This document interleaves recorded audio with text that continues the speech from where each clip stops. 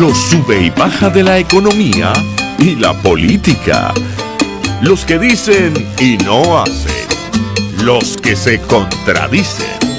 La actualidad más candente. Lara y Hernández ya están aquí. Ellos no saben nada y así nos va. Conciudadanas, conciudadanos, sean todos bienvenidos a una nueva emisión de su programa favorito de esta hora. Damos comienzo a una nueva jornada de lucha por la opinión libre y la información transparente a través de estos, los micrófonos de la libertad, los micrófonos de su RCR 750 AM, donde lo bueno une. A partir de este momento, como todos los días, les saludamos a nombre del gran equipo que encabeza en la gerencia general de la estación Jaime Nestares, en la gerencia de producción Wilixar Arcaya, en la producción hoy Wilixar Arcaya, en los controles hoy Wilixar Arcaya. Wilixar Arcaya ha tomado la cabina de RCR, la cabina de mando el día de hoy, y en la conducción está Daniel Lara Farías y quien les habla Neomar Hernández.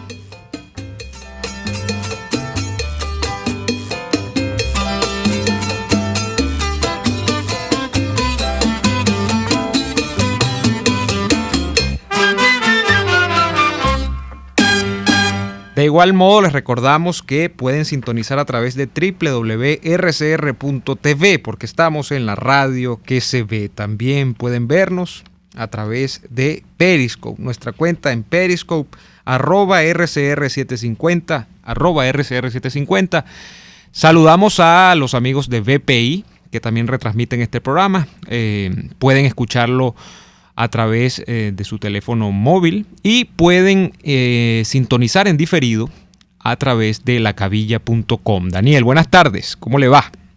Buenas tardes, mi estimado Neomar, y buenas tardes. Iba a decir a todo el equipo, pero hay que saludar a Wilixa, porque Wilixa se agarró los controles, se agarró se agarró todo, la cabina, etcétera. Sí, saludos, está sola ahí, tomó posesión.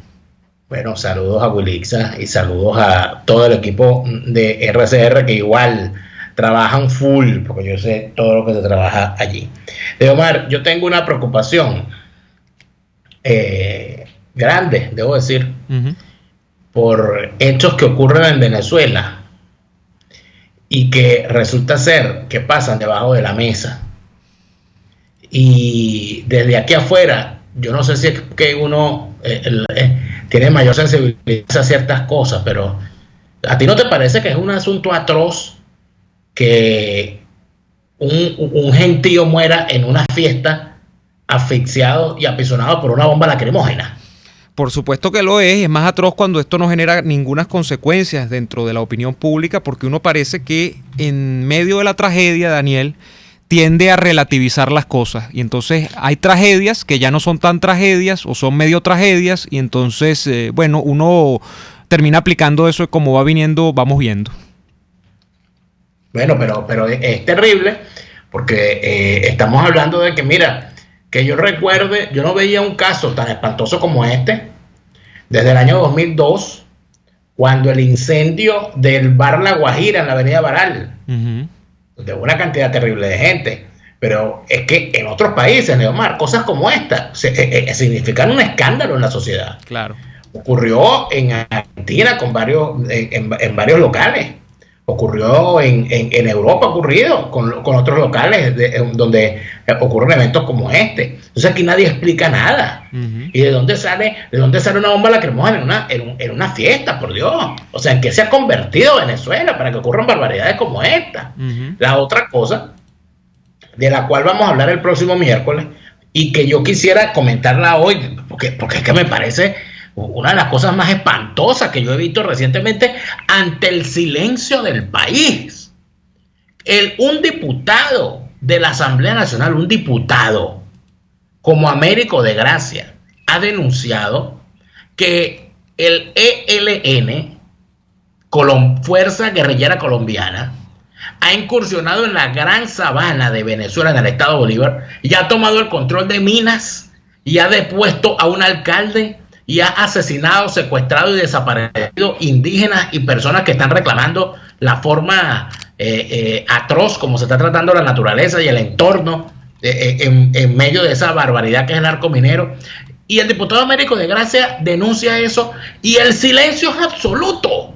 O sea, nadie se asombra porque se esté permitiendo, y no porque se esté permitiendo, ojo, que se le haya entregado al ELN, una fuerza guerrillera narcoterrorista colombiana, se le haya entregado, se le haya permitido entrar en territorio venezolano a tomar el control de una mina.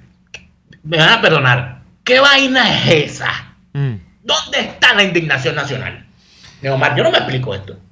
Bueno, Daniel, cuando esto es un viejo tema, ¿no?, de este programa que apunta al plano del subconsciente. Cuando tú tienes a la gente persiguiendo 4 mendrugos de pan, cuando tienes a la gente persiguiendo 2 cajitas de pastillas, cuando tienes a la gente persiguiendo 4 billeticos en la cola del banco, la gente lamentablemente tiene que aplazar, tiene que aparcar todas sus preocupaciones, digamos, que en este caso se convierten en secundarias, pero que deberían ser primarias, porque una preocupación primaria debe ser, en cualquier país del mundo, el tipo de sociedad en la que uno vive. Uno dice, ¿hacia dónde se encamina este cuerpo social en el que yo vivo? ¿Qué proyección de futuro tengo yo aquí? ¿Cómo puedo yo coexistir con los otros en esta sociedad? Es una cosa que cualquier persona racional, Daniel, y tú que estás ahora, y que yo lo voy a decir, en el primer mundo, porque es el primer mundo, tú probablemente veas estas inquietudes en el común de la gente de esa sociedad, del ICIP, donde tú estás. Pero eso no lo vas a ver porque aquí la gente está en términos de psicológicos, en términos de la pirámide de Maslow, la gente está satisfaciendo las necesidades que están en la base de esas pirámides, y las necesidades que están en la base de esas pirámides es que si yo no como me muero, es que si no me tomo la pastilla se me sube la tensión, me da un ACV y me quedo patitieso allí, o me quedo vegetal, o me muero también, y este tipo de cosas, pues. Entonces, pero eso, que más allá de todo eso, Neomar, a mí lo que me asombra, ¿no?, es cómo se pierde la capacidad de indignarse en medio de este gran marasmo nacional. Yo leía lo que decía Américo de Gracia, y les repetimos, el diputado Américo de Gracia va a estar con nosotros vía telefónica el día miércoles para hablar de esa denuncia que él está haciendo. Yo no sé, porque aquí se ha perdido hasta la memoria. Mira, en el año 96, 95, el ELN, ese mismo ELN, ingresó a territorio venezolano y atacó el puesto fluvial de Cararabo y asesinó vilmente a unos soldados venezolanos que estaban en condiciones menos armadas y menos capacitados para enfrentar esa incursión. Eso ocurrió en el segundo gobierno de Rafael Caldera. Y eso levantó una ola de indignación nacional que le causó graves problemas, por cierto, a Rafael Caldera con el sector militar también, porque eso se convirtió en un tema de debate nacional. Bueno, aquel mismo ELN ha entrado al estado Bolívar, por Dios, que no es una frontera, es una frontera colombiana, pero no es una frontera viva. Lo que es una frontera que normalmente es una frontera pasiva, si se podría utilizar ese término. Y entonces el ELN entró hasta la Gran Sabana. O sea, ¿tú sabes lo que eso significa? Que una fuerza guerrillera colombiana, una fuerza narcoterrorista, haya entrado a territorio venezolano y haya tomado el control de una zona minera sin que nadie los detenga. ¿Qué quiere decir esto? Eso quiere decir, Daniel, que la capacidad de respuesta de la Fuerza Armada Nacional lamentablemente está muy mermada. ¿Y por qué? No, bueno, eso no es capacidad de respuesta. Yo no estoy de acuerdo contigo. O hay permisividad. Hay permisividad. Obvia complicidad. Así es. O es una cosa o hay un entreguismo, chicos. Eso no nos ha entregado. Esa fuerza militar le permitió a una narcoguerrilla entrar a territorio venezolano. No tienen vergüenza. Y ese uniforme que llevan y ese lema que enarbolan de que son forjadores de libertades y herederos del Ejército Libertador. Bueno, ese lema, de verdad, Padrino López y comandantes de las distintas fuerzas, ustedes son nada más y nada menos que aliados de la narcoguerrilla colombiana. Y así pasarán a la historia. Yo espero que de aquí a unos años no vaya Venezuela a terminar siendo rematada por pedacitos, ¿no? Porque es más o menos la película que uno va viendo, no solamente con el caso del ELN, con el caso de las concesiones petroleras, con el caso de la injerencia de los grupos islámicos acá, el caso de Rusia. O sea, Venezuela, Daniel, es como si se hubiese quedado sin dolientes, ¿no? Yo no estoy diciendo que a los venezolanos no nos duele, ¿no? Pero a veces pareciera... Y sobre todo le tiene que doler a la clase gobernante que Venezuela no tiene doliente, que Venezuela es como una, ¿cómo decírtelo? Es como una ventaja de la que se aprovechan todos en cuanto a lo que les compete, es decir, unos sacan oro, otros antes era solo petróleo, sacan oro, sacan piedritas, sacan minerales preciosos, otros aprovechan las rutas y la posición geoestratégica que tiene Venezuela para hacer negocios non santos, por ejemplo, para hacer puente de la droga con otros países del mundo. Otros aprovechan a Venezuela en términos políticos para expandir determinadas ideologías. O sea, Venezuela es como una cosa que se va rematando, ¿no? Yo espero que no lleguemos a la parte final del remate de aquí a unos años, sino que haya una especie de dique de contención frente a eso.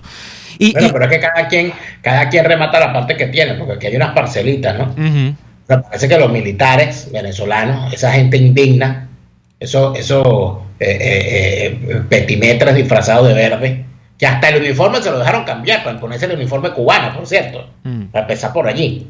Bueno, parece que la parcela que ellos tienen ya la negociaron con la narcoguerrilla colombiana. En vez de combatirlo, le entregaron una porción del territorio. Y si eso está pasando en el estado de Bolívar, yo no me quiero imaginar lo que está pasando en el resto de la frontera.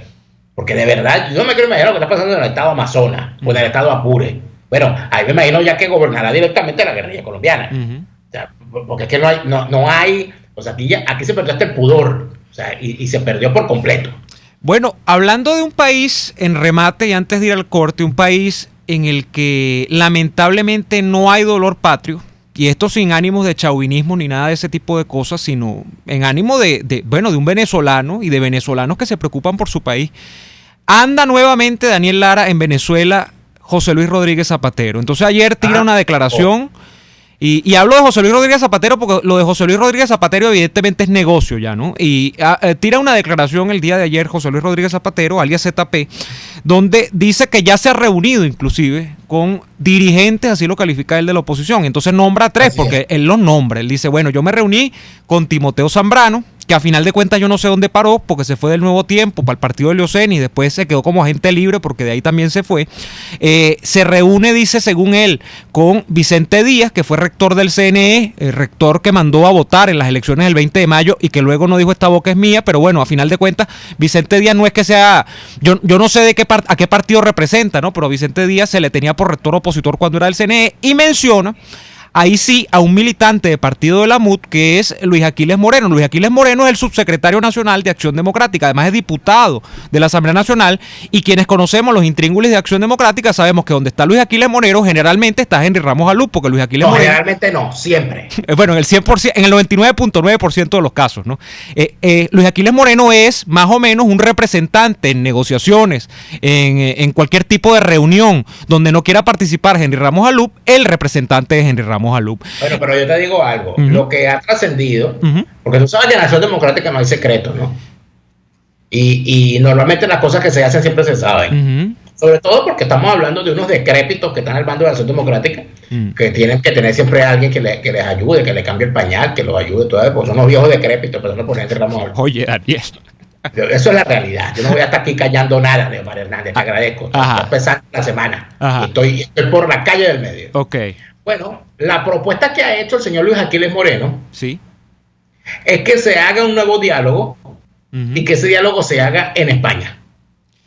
Pero ¿para qué? El diálogo es porque yo me pregunto, pero ¿cuál es el objetivo? Más allá del objetivo intrínseco, que aquí es donde voy, Daniel. Zapatero, ¿para qué está en Venezuela? Zapatero está, luego de que fue muy eficiente fabricando el proyecto de reelección, entre comillas, de Maduro, y fue un éxito su proyecto porque, bueno, logró que Maduro se impusiera, se impusiera internamente. Externamente todavía está por verse si Maduro va a tener continuidad en el tiempo dentro del concierto de las naciones, ¿no? Pero por lo menos logró afianzar esa jugada.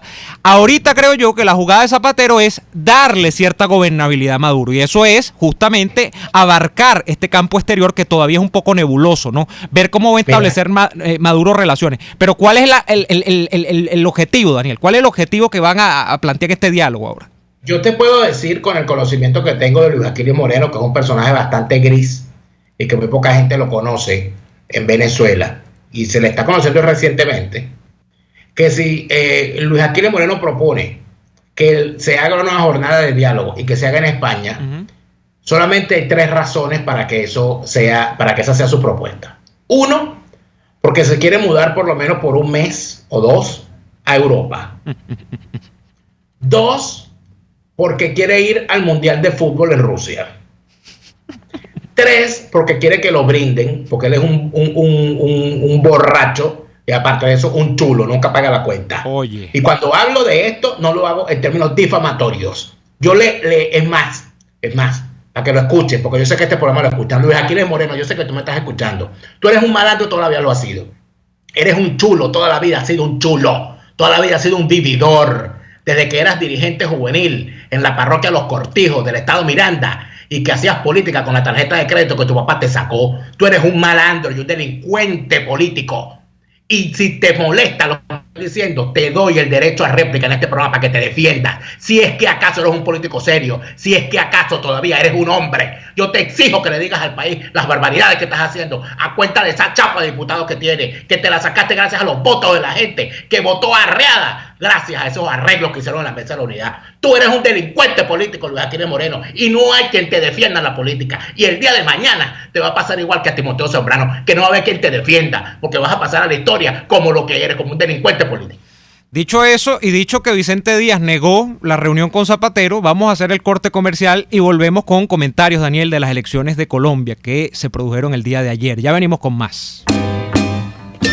Usted escucha Y Así Nos Va, con Daniel Lara y Neomar Hernández, solo por RCR 750 AM.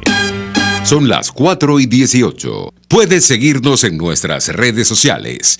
En Twitter, @RCR750, la radio que se ve.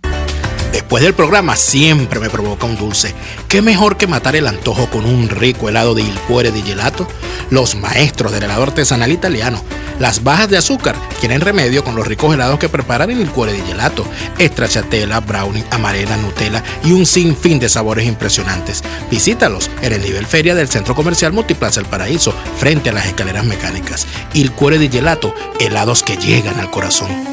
¿Estás buscando una empresa seria y confiable para enviar tus compras desde los Estados Unidos a Venezuela? Te la tenemos. Tuplata.com.be es la solución. Ropa, insumos, repuestos para tu vehículo, equipos electrónicos y un largo etcétera. Sin complicaciones. Compra lo que necesites y recíbelo en la puerta de tu casa. Puedes pagar en bolívares. Tuplata.com.be, con sistema de rastreo del paquete a través de la web, para que no le pierdas la pista. Contáctalos por el 0212-720-7343. Envíos tuplata.com.be, la tarifa más baja y en el menor tiempo. En el restaurante Los Pilones, saborea y disfruta exquisitos pescados frescos, carnes, pollo y mucho más. Los postres son los más pedidos por chicos y grandes. Date el gusto y el placer de comer sano y sabroso, como a ti te gusta. El restaurante Los Pilones está en Las Mercedes, frente al Centro Comercial El Tolón. Restaurante Los Pilones, auténtico sabor criollo. RCR 750 AM, porque lo bueno une. Este y todos los domingos, Conversaciones con Gustavo Trías. Crónicas, testimonios, anécdotas, cuentos de programas de radio y televisión de otros tiempos, de sitios de diversión en todo el mundo, compositores, políticos, artistas de cine famosos, todos tienen historias, todos los domingos a las 9 de la mañana, historias bien contadas. Sintonícenos a través de rcr.tv, @RCR750, la radio que se ve. Antes de empezar el día, entérese de lo que acontece en el país junto a Pedro García Otero en Titulares de la Mañana, de lunes a viernes a las 6:30 de la mañana. Acompáñelo y empiece su día bien informado.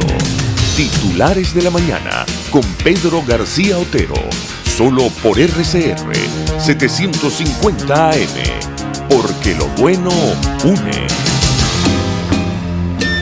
Les estamos presentando Y así nos va, cuando se tiene algo que contar, con Lara y Hernández, solo por RCR 750 AM. De vuelta en Y así nos va. Ya tenemos en la línea telefónica, Daniel, a nuestro invitado del día de hoy, que es el amigo Armando Durán. Armando es periodista y además fue canciller de la República durante el gobierno de Carlos Andrés Pérez. Buenas tardes, Armando, ¿cómo estás? Buenas tardes, ¿cómo están ustedes? Un gusto conversar contigo. Igualmente, gracias. Hoy, a propósito, Armando, de lo que ocurrió el día de ayer en las elecciones colombianas, el dato numérico quizá dice mucho, ¿no? 54% de los votos se los llevó Iván Duque, el candidato del Centro Democrático, de alguna manera el tutoriado de Álvaro Uribe Vélez, y Gustavo Petro sacó 41% de los votos. Y me quedo con esto para la primera pregunta, Armando. ¿Qué dice ese 41%? Hay una amenaza que se cierne sobre Colombia de aquí a 4 años. Por ejemplo, se puede pensar que cada vez más se acercan las candidaturas antisistema en Colombia a tomar el poder. Y lo digo porque hace cosa de 8 años, cuando Mocus fue candidato, los que estaban desalineados de la política tradicional sacaron el 27%. Ya esto va en 40%. ¿Qué ves tú en Colombia de aquí a 4 años? Bueno, en primer lugar, tenemos que tener en cuenta que estas son las primeras elecciones que se celebran en Colombia desde hace muchos años en paz. De modo que esto determina, yo creo, una cuestión sumamente importante. Y es que también por primera vez en muchos años, la confrontación política en Colombia no es entre liberales y conservadores. Uh-huh. Es decir, ese bipartidismo tradicional, yo creo que ha desaparecido de Colombia como está desapareciendo de todas partes. Uh-huh. Y empieza a ocupar el espacio un fenómeno que es el ideológico. Uh-huh. Diferente a la situación de Macus hace 8 años. Eso era una candidatura, digamos, desesperada. La candidatura de Petro responde a otros, creo yo, a otras características. No podemos saber qué va a pasar dentro de 4 años, no tenemos una bola de cristal. Uh-huh. Pero en estos momentos, Petro representa, y yo creo que ese es el dato más importante del resultado electoral, la formación, y él lo dijo anoche en su intervención al reconocer su derrota y el triunfo de Duque, que con esta votación, con estos 8 millones de votos, que no son ninguna tontería, nacía una nueva fuerza política en Colombia. Yo creo que esta es la nota importante. Frente a un gobierno que va a comenzar el 7 de agosto, bajo, como tú bien señalabas, bajo la tutoría de Uribe, un gobierno sin la menor duda de derecha dura, de derecha muy dura, y además un gobierno en el que la presencia política de Uribe va a ser continua, constante. Es imposible que la personalidad de Uribe lo vaya a inducir a mantener una posición discreta frente al lado de Duque. Creo que va a haber conflictos ahí entre Uribe y Duque, ¿no? Uh-huh. Pero lo importante yo creo que es la aparición de esta fuerza política nueva, como le llamó Petro, que además tiene características ideológicas. Uh-huh. Frente a la derecha del uribismo, la izquierda, de diferentes tonos y de diferentes tendencias, pero izquierda, que se va a oponer desde el primer momento, no a la gestión administrativa del gobierno de Duque, sino a los principios, a la ideología que representa ese triunfo electoral de Duque, y que se va a manifestar muy pronto en términos de la modificación, la revisión y modificación, o la no modificación y no revisión de los acuerdos de paz firmados por Santos y las FARC. Y este es otro tema que tocó Petro anoche, ¿no? Sí. Sin duda, Armando. Saludos, te habla Daniel Lara. Saludos desde Alemania. Armando, podríamos entonces estar hablando de que en Colombia se ha forjado un nuevo bipartidismo, donde ya no están los liberales por un lado y los conservadores por otro, sino el uribismo por un lado y la izquierda pacificada o no, representada no solamente por los ex guerrilleros del M-19, sino también por los vinculados a la FARC y el ala izquierda del Partido Liberal. Bueno, sin la menor duda, yo creo que ese es el fenómeno que se está produciendo en todo el mundo, ¿no? Pero además en Colombia es muy marcado. Ahora, fíjate tú que hay que tener en cuenta que, primero, el origen izquierdista de Petro es el M-19, no es la FARC. Yo creo que esto marca una diferencia. El M-19 y Wolf se pacificaron en el gobierno de Gaviria, y formaron parte del sistema sin ningún tipo de problema. Juárez fue presidente de la Asamblea Constituyente, Petro fue alcalde de Bogotá, en fin, se incorporaron rápidamente y sin mayores conflictos a la vida política normal de Colombia. Una situación muy distinta a la FARC. Y fíjate tú la bajísima votación que obtuvo la FARC como partido político en estas elecciones, que incluso obligó a la FARC a retirar su candidatura. No existe, políticamente la FARC no existe. En cambio, los restos del M-19 sí, en la medida en que fueron pacificados de otra forma por el gobierno de Gaviria, ¿no? En los años 90, entonces, finales de 80, principios de los 90. Yo creo que eso marca una diferencia, pero indiscutiblemente yo creo que la politización del fenómeno chavista en toda América Latina, es decir, la expansión, la marea roja, que desde hace 15 años puso en marcha Chávez con los petrodólares y su liderazgo carismático en toda América Latina, es decir, en toda América Latina, bueno, pero en los últimos años precisamente hay como un reflujo, ¿no? Armando, sí. Pero fíjate, el caso acá, hay cosas coincidentes, ¿no? Con respecto al caso colombiano y al caso venezolano. Número uno, el tema del excepcionalismo, ¿no? Hay gente que en Venezuela, y tú sabes muy bien esto, pensaba que en Venezuela la democracia estaba tan asentada en los 80, incluso en los 90, con todas las convulsiones sociales que iban por el medio, pero que estaba tan asentada en unos sistemas en un sistema de partidos, digamos, y en unos partidos políticos protagonistas del sistema, que aquí no había posibilidad de que outsiders, de que opciones antisistema llegaran a la presidencia de la República. Y tenemos la película de Chávez que llega en el 98. Ahora, en Colombia, yo no sé por qué, pero yo intuyo como un hermetismo, Armando, a las opciones antisistema. Amén de que se hayan llevado a liberales y conservadores y su sistema político por el medio, porque como tú bien dices, es verdad que ya la representación de los liberales y los conservadores, incluso en términos de votos, es despreciable. O sea, si tienen senadores y tienen diputados, pero ya lo que manda como línea de un partido, el liberal y el conservador, ya eso ha desaparecido para entrar en una polémica entre los uribistas y los antiuribistas. De manera que es como que Uribe el gran árbitro, ¿no?, de la política colombiana, mientras Chávez lo fue en las últimas quizá década y media de Venezuela. Pero hay como un hermetismo, ¿no?, que yo creo que traspasa a la sociedad colombiana. ¿Es hermética realmente la sociedad colombiana a que llegue cualquier loco de estos a hacer y deshacer en la política? Bueno, el espíritu, no te olvides de una cosa, la situación son distintas.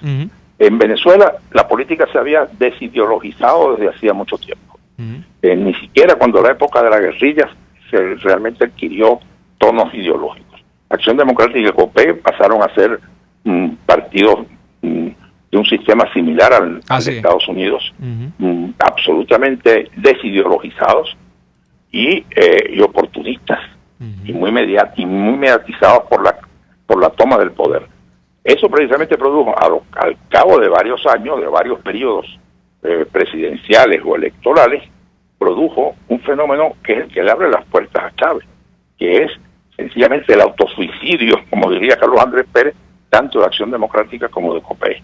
Es decir, el agotamiento de los partidos, y lo estamos viendo, por ejemplo, en Acción Democrática hoy todavía sigue siendo el mismo fenómeno, como si no hubiera pasado absolutamente nada en los últimos 30 años, ¿no? De modo que en Colombia es distinto. En Colombia hubo una guerra de muchos años, no hay que olvidar ese fenómeno. Es una guerra que marcó definitivamente al pueblo colombiano y convirtió a una sociedad que era tradicionalmente conservadora, como la sociedad colombiana, la convirtió en una sociedad todavía más conservadora. Quizás por eso, precisamente, la popularidad de un personaje tan controversial como es Uribe, y que además es un hombre de absolutamente confesada, no disimulada siquiera, extrema derecha. Y Duque repite por esa línea, pero que ese es el mismo fenómeno que se está produciendo en el resto de América Latina, con el caso Macri, con el caso Piñera, con las cosas, incluso con la crisis de Correa y de lo que fue el correísmo, por llamarle de algún modo,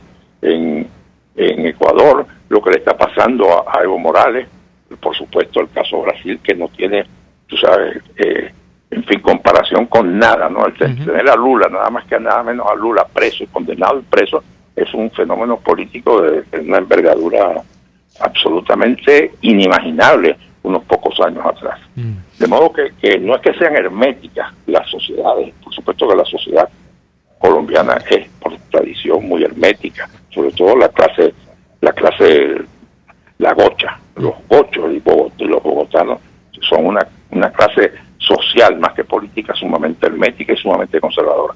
Pero en general yo creo que en América Latina el problema del antisistema es la reacción de unos pueblos que han sido abandonados por sus partidos políticos históricamente. Los partidos políticos se convirtieron en maniobras, en maquinarias y maniobras de carácter exclusivamente electoral, y para dividirse entre las cúpulas de los partidos, de los diversos partidos, bueno, las mieles del poder, como dirían, ¿no? Yo creo que esa es una situación que debemos analizar desde esa perspectiva, y por supuesto el fenómeno venezolano nos obliga a nosotros a ser mucho más quisquillosos que en otros momentos, porque estamos sumamente alertas a cualquier indicio que permita suponer que en Colombia o en cualquier otro país se pueda producir un fenómeno similar al venezolano.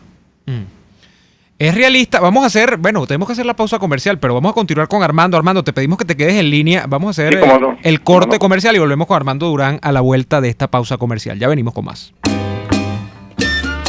RCR les está presentando a Lara y Hernández en Y Así Nos Va por sus 750 AM. Puede seguir nuestra programación a través de rcr.tv, la radio que se ve. Neomari, ¿qué vamos a comer hoy en el Sapore de la Nona? Por ejemplo, de entrada.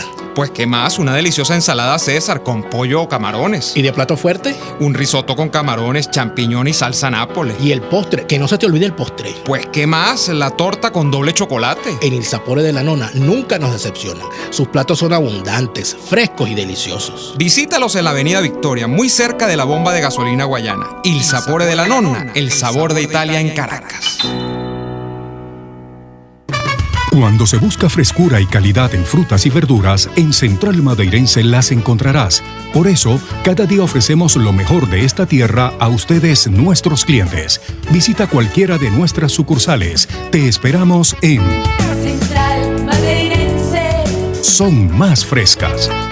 K-Export te ofrece el servicio de reempaque totalmente gratis y consiste en consolidar tu carga en el menor volumen posible para que llegue en perfecto estado y economizar el costo de tu envío. Infórmate por su correo info@kexport.net o llama en Panamá al 507-6020, 507-1927. En USA 1305-514-2500. K-Export cubre todo el territorio nacional. K-Export, déjalo todo en nuestras manos. RCR 750 AM, porque lo bueno une. Hola amigos, soy María Corina Machado. Todos los martes, María Corina estará contigo por RCR 750 AM. Acompáñenme de 1 a 2 de la tarde. Contigo, María Corina. Todos los martes, contigo.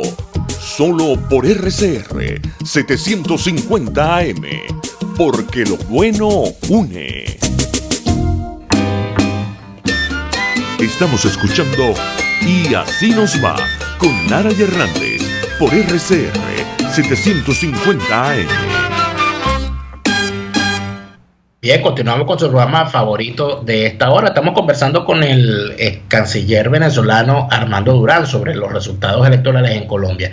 Ahora, aquí se plantea algo importante, Armando, porque el país que deja Santos, si bien es un país pacificado, entre comillas, porque vaya que es difícil hablar de paz en Colombia luego de tantos procesos y luego de tantos traspiés que ha dado ese proceso de paz. Pero lo que revelan las cifras es que durante los 8 años de gobierno de Santos se cuadruplicó la producción de cocaína y la exportación de cocaína desde Colombia. Entonces será, y es lo que nosotros, lo que yo he planteado y lo que hemos planteado desde lacabilla.com, que pareciera que Santos encontró la fórmula de que Colombia fuese una narcorrepública sin guerra, es decir, siguen exportando cocaína, pero venden la paz como una solución al descrédito que significa ser una narcorrepública. ¿Cómo ves tú esa situación? Mira, quizás es posible Es posible que Santos o quienes se mueven alrededor de Santos hayan visto la posibilidad de comprar, digamos, la paz a base de permitir el tráfico o el narcotráfico. Ahora, todo eso son especulaciones. A mí no me gusta hacer especulaciones porque no tenemos información, ¿no? Todo es posible, todo es absolutamente posible, pero además no pierdas de vista que en todo el tema del narcotráfico, la tendencia es a fijarle la responsabilidad al productor y al exportador de la droga, de la cocaína en este caso, y casi nunca se toma en cuenta la demanda que existe en los países consumidores. Yo creo que eso es lo que marca. La demanda es la que estimula la producción y la exportación. Si no hubiera demanda no habría producción ni habría narcotráfico, ¿no? Ahora, todo eso es muy especulativo porque no tenemos información. Entonces es delicado meterse en ese terreno por esa razón, ¿no? Pues es un tema muy delicado y muy fácil de cometer errores graves simplemente por la falta. Claro, pero Armando, lo que ha quedado claro y está en las cifras de los grandes observatorios de seguridad y de vigilancia del tráfico de drogas, que durante el gobierno de Santos el retroceso en materia de combate al narcotráfico ha sido claro, lo ha denunciado el ministro de la Yo no tengo esa información, pero también es que el consumo ha aumentado. Hoy por hoy el consumo de drogas se ha hecho una cuestión habitual en los países desarrollados, no solo de la marihuana, sino que ya es prácticamente una droga ligera, perfectamente legal o no perseguida en el norte industrializado, y incluso de la cocaína, ¿no? Es decir, la cocaína ya no es lo que fue. Entonces hay un tráfico, hay un consumo normal en los países de Europa o en Estados Unidos y Canadá que induce evidentemente a un aumento de la producción. La ley de la oferta y la demanda también hay que tenerla en cuenta a la hora de estudiar el tema de drogas, ¿eh? Armando. Y por supuesto el tema de la FARC como gran productor y exportador de cocaína no se puede desvincular del fenómeno. La paz en Colombia se produjo hace muy poco, la paz militar, pero las FARC estuvieron hasta hace 3 días, como quien dice, controlando un territorio importante y una producción de droga también muy importante. Y no olvidemos que las FARC, que comenzaron con un movimiento guerrillero de carácter político, terminó siendo un movimiento sencillamente de narcotraficante, ¿no? Armando, cuando se habla de Iván Duque, quien por cierto es, entiendo luego de Lleras Camargo, el presidente más joven de toda la historia de Colombia. Sí, 41 años. 41 años. Y además esa juventud a veces, entraña también sus nebulosas, ¿no? Porque la gran pregunta es que un hombre que tiene además 4 años apenas de experiencia parlamentaria como senador y que se ganó una buena fama porque se sentaba al lado de Uribe en el Senado, por cierto. Bueno, y impulsado además por Uribe, como tú bien señalabas, muy impulsado. La pregunta es la incógnita de Iván Duque y justamente eso con repercusión en el caso de Venezuela, porque fíjate tú, ahora que están hablando ustedes del tema de la droga, supongamos o pongamos por caso, y aquí entra tu interpretación también, de si echará Iván Duque efectivamente atrás todas estas negociaciones de paz y si irá por la política dura de Uribe, cosa que parece un poco compleja por digamos, el estado del avance que ha alcanzado la negociación, pero eso si lo echase atrás, por ejemplo, la actitud que tendrían la FARC y cómo se vería Venezuela en ese sentido, ya que, hay mucha denuncia, Armando, también de que la FARC parece que ha logrado avanzar más allá de Colombia y nuestras fronteras son testimonio de eso.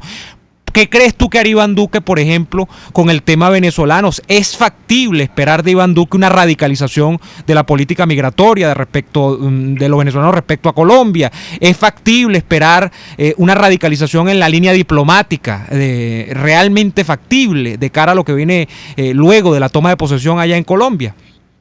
Bueno, fíjate, hay muchos temas. Uno, él no puede echar para atrás los acuerdos de paz porque no es que se estén negociando, es que los acuerdos de paz se firmaron y además fueron revalidados por el plebiscito del 2016.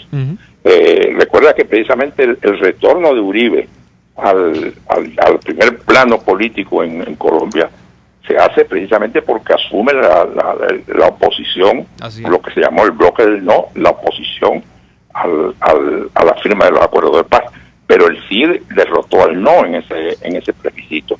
Y ese por lo tanto, no solo es un acuerdo firmado, sino un acuerdo convalidado por ese. De modo que no sé, que no conozco el tema desde el punto de vista jurídico, pero una de las propuestas fundamentales de la campaña electoral de Duque, que es la postura, por cierto, de Uribe, como es natural, es la revisión de esos acuerdos y la modificación de algunos de ellos, sobre todo lo que tiene que ver con el castigo de los crímenes cometidos, de los delitos cometidos por la guerrilla, y todo ese tema de la justicia post-bélica, en el caso de la FARC, que se fue, absolutamente suavizado. Pero claro, yo recuerdo en ese caso, perfectamente bien, yo fui embajador en Uruguay 2 años, que coincidí con la asunción, con la restauración de la democracia en Uruguay y la primera presidencia de Sanguinetti. Y Sanguinetti me lo decía, porque el gobierno tuvo lo mismo había pasado en Chile y en Argentina con Alfonsín, como el borrón y cuenta nueva que viene después de las dictaduras aquellas ideológicas de derecha, dictaduras militares ideológicas de derecha de los años 70 y 80, era un precio que había que pagar por la paz. Es decir, la cuestión es muy complicada, ¿no? La cuestión en cuanto a qué hacer con las fuerzas militares irregulares de derecha o de izquierda que son derrotadas en un proceso político o militar, como el caso de la FARC en Colombia. ¿Qué hacer con ellas? Porque si no se llegaba a un acuerdo de paz, todavía seguiría la guerra ya funcionando. Haz de cuenta que al terminar al firmarse la paz, 7.000 guerrilleros entregaron sus armas, es decir, que había incluso más de 7.000 guerrilleros armados en Colombia. Así es. Ahora, Armando, también en la mesa del nuevo presidente colombiano, no solamente está qué hacer con la FARC y qué hacer con el proceso de paz, sino qué hacer con Venezuela. Por supuesto, pero es que además tiene otra cuestión el señor Duque, y es que él tiene que continuar el proceso de paz iniciado, las negociaciones de paz iniciadas por Santos con el ELN, que no tiene la fuerza ni muchísimo menos de la FARC, pero que es una fuerza irregular, guerrillera, que para lograr la pacificación real del país hay que neutralizarla de alguna manera. En cuanto a Venezuela, yo creo que ahí no queda la menor duda. Uribe y Duque, y digo Uribe y Duque por redundancia, porque son inseparables las posiciones de Uribe de las de Duque, de las de Duque de las de Uribe. Duque reproduce textualmente las posturas o las posiciones de Uribe.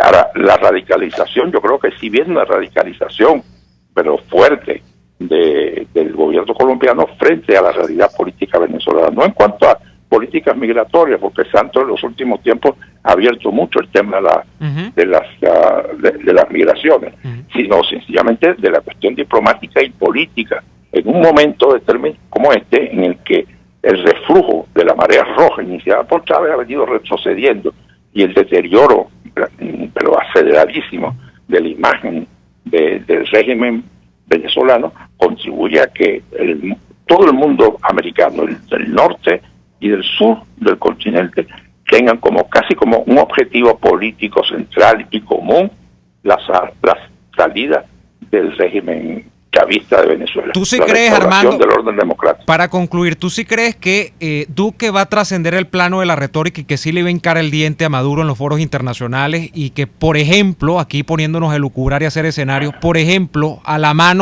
la mano de Piñera, que acaba de ganar en Chile también, va a ser una especie de cabeza de playa en cuanto a diques de contención de la política de Maduro? Bueno, el dique de contención es posible, lo que yo es más difícil es las acciones, digamos, por ponerlo para que todos nos entendamos, contra el régimen venezolano. Es decir, el aspecto que se menciona mucho de injerencia extranjera en Venezuela, yo no lo creo factible, ni por parte de Colombia, ni por parte de Estados Unidos, ni por parte de nadie. Creo que los tiempos históricos son otros. La comunidad internacional lo que puede hacer es endurecer aún más el aislamiento de Venezuela, el acoso de Venezuela, el acorralamiento de Venezuela, del régimen venezolano, y colocarlo frente a una crisis absolutamente insostenible como la que devasta Venezuela desde el año 13, desde el año 14, convertirlo en una necesidad, incluso de la izquierda venezolana, del chavismo venezolano, en resolver el problema político venezolano, en buscarle una salida a una solución, a una situación que no tiene a la vista ninguna salida, mucho menos una salida electoral. Armando, ha sido un gran gusto conversar con usted esta tarde. Igualmente el placer es mío. Era Armando Durán, fue canciller durante el gobierno de Carlos Andrés Pérez, ministro de Información. Durante el gobierno de Carlos Andrés Pérez, ministro, durante el gobierno de Jaime Lucinchi también, y embajador de Venezuela en varios países. Vamos al corte comercial, Neomar, y ya venimos con más, con el remate de este programa, ya venimos. Escuchamos Y así nos va con Lara y Hernández, porque la realidad no se tapa con un dedo. Solo por RCR 750 AM. Son las 4:48. Sintonícenos a través de Periscope, @RCR750, la radio que se ve. Il Sapore de la Nona se ha convertido en el punto de encuentro de quienes quieren disfrutar de una buena pasta, de un espectacular risotto o de deliciosas pizzas. Anímate a probar el asado con tocineta y champiñones, el cordon bleu acompañado con pasta al fileto, los raviolis de carne, pollo o ricota y espinacas, con las deliciosas salsas del día, la tradicional pasta Frank Sinatra con camarones y lomito. Eso y muchas cosas más las consigues en Il Sapore de la Nona. Visítalos en la Avenida Victoria, muy cerca de la bomba de gasolina Guayana. Il Sapore de la Nona, el sabor de Italia en Caracas. Después del programa siempre me provoca un dulce. ¿Qué mejor que matar el antojo con un rico helado de Il Cuore di Gelato, los maestros del helado artesanal italiano? Las bajas de azúcar tienen remedio con los ricos helados que preparan en Il Cuore di Gelato. Stracciatella, brownie, amarena, Nutella, chiclet y un sinfín de sabores impresionantes. Visítalos en el nivel feria del Centro Comercial Multiplaza El Paraíso, frente a las escaleras mecánicas. Il Cuore di Gelato, helados que llegan al corazón. Hay muchas empresas de courier, pero solo una con la que envías rápido, seguro y al mejor precio. En tuplata.com.be manejan tiempos récord. Despachando los viernes, recibes tu paquete a los 3 o 4 días, si el envío es aéreo, y a las 3 o 4 semanas, si es marítimo. Y si vives en el interior del país, no te preocupes. Tuplata.com.be tiene cobertura nacional. Entregan directo en Maracay, Valencia, Barquisimeto, Maracaibo, Puerto La Cruz, Puerto Ordaz y Maturín. Puedes pagar en bolívares. Envíos tuplata.com.be, la tarifa más baja y en el menor tiempo. La Gran Feria Santo Cristo de la Grita expende los más frescos productos cultivados en los páramos andinos para tu hogar, restaurante, lunchería y afines, con precios sin competencia y la mejor calidad. El mejor mercado a cielo abierto de Caracas, viernes y sábados, está en la urbanización Santa Mónica, avenida Francisco Pimentel, al lado de la Casa Comunal y módulo de Barrio Adentro. Gran Feria Santo Cristo de la Grita, economía y calidad.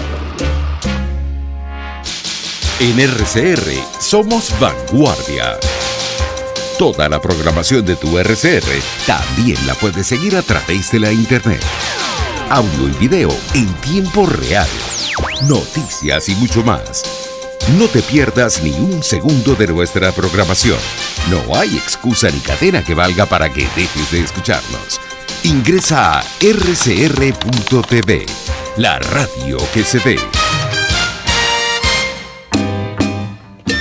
Les estamos presentando Y así nos va, cuando se tiene algo que contar, con Lara y Hernández, solo por RCR 750 AM.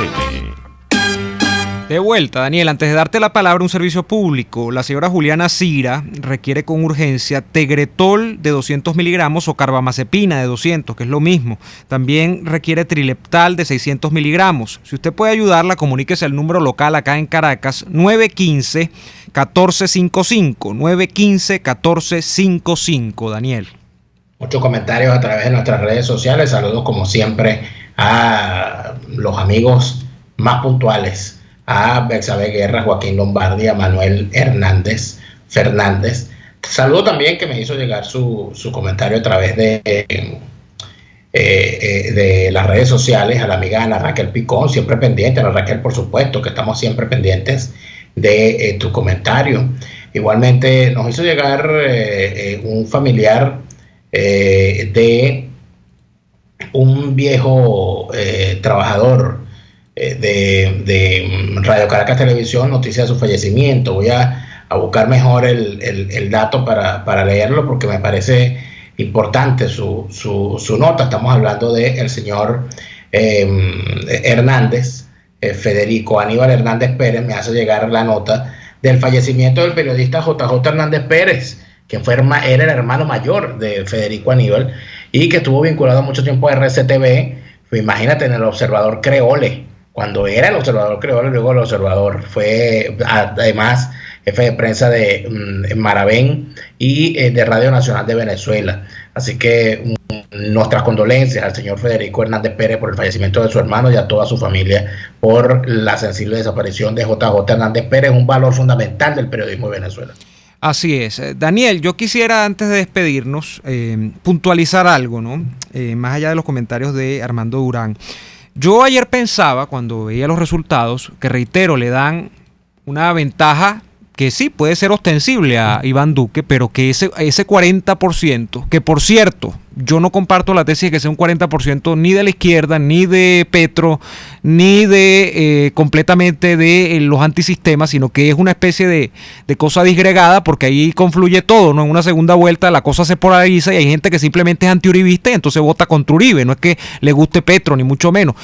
Y hay gente que vota por Duque porque simplemente es uribista y no es que le guste Duque o que sean militantes de los partidos, porque entonces los liberales y los conservadores lo apoyaron y dirán, bueno, no, nos anotamos a ganador. Más allá de eso, yo lo que pensaba era en una cosa, Daniel, porque hay una certeza en todo esto. La certeza es que en el 98 Hugo Chávez coronó el colapso, como decía Armando, del sistema de partidos venezolanos, del bipartidismo copellano-adeco venezolano.